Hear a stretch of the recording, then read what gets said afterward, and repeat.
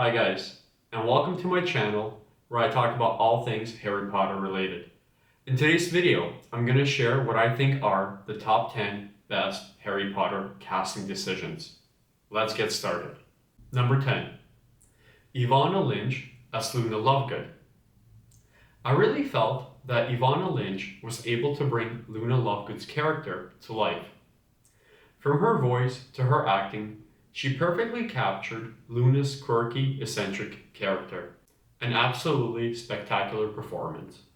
I think it shows how much she truly grasped her character. Number 9. Rupert Grint as Ron Weasley. I really feel that Rupert Grint was able to bring himself into the role and fully capture the character of Ron Weasley that we all know from the books.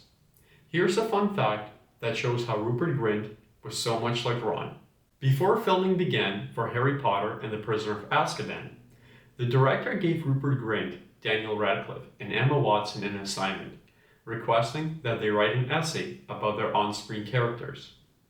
The result was pretty hilarious. In true Ron Weasley fashion, Rupert Grint didn't write the essay. When asked why he didn't do his assignment, he said that this is what Ron Weasley would have done. Just goes to show how perfect of a grasp he had on his character. Number 8. Maggie Smith as Professor McGonagall. I feel this casting stayed true to the books and captured McGonagall as a highly esteemed, stern, sharp, and poised professor we all know from the books. I think most would agree that Maggie Smith also brought some fire and personality to her role as Professor McGonagall. Number 7. Helena Bonham Carter as Bellatrix Lestrange.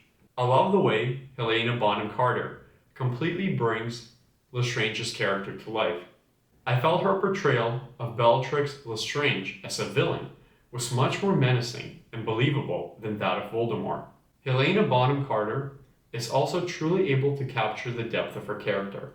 While we have no doubt that the character she's portraying on screen is really evil, Carter is also able to give her character a hint of attractiveness and wicked enticement.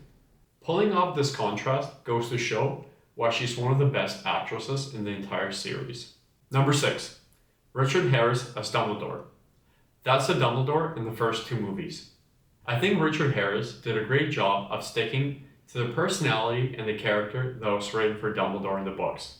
His performance truly captured the nature of the headmaster, and really made you see Dumbledore as someone who was full of wisdom and ancient secrets. His portrayal of Dumbledore was exactly what I pictured when I was first reading the books.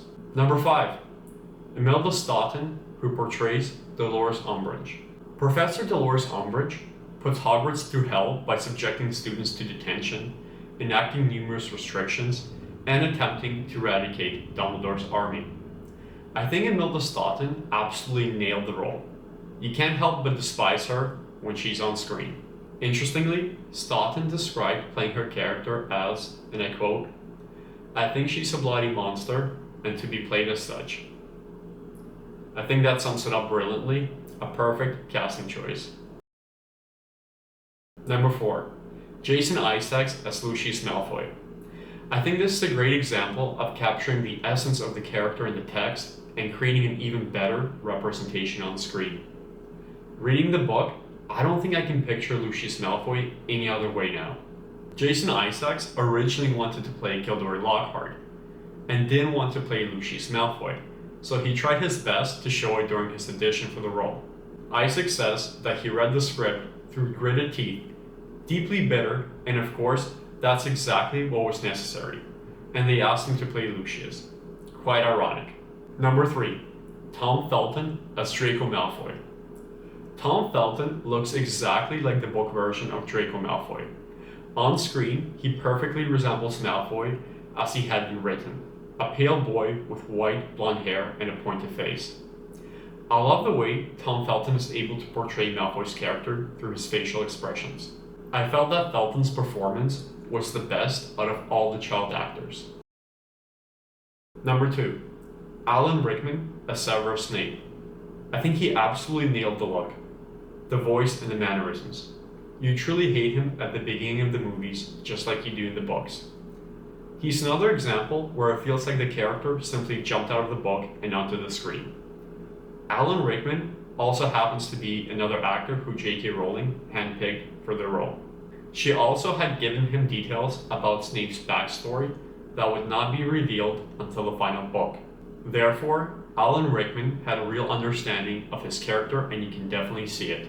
In hindsight, you can see how certain expressions he made in the first couple of films foreshadow what's to come later on. Number 1, Robbie Coltrane as Ruby's Hagrid. Personally, he's exactly how I imagined Hagrid to look, act, and sound. It doesn't even feel like Robbie Coltrane's acting. It feels like Hagrid jumped out of the pages of the book and into your TV screen. Plus, J.K. Rowling handpicked Robbie Coltrane to play Hagrid, so enough said. So that's my list of the top 10 best Harry Potter casting decisions.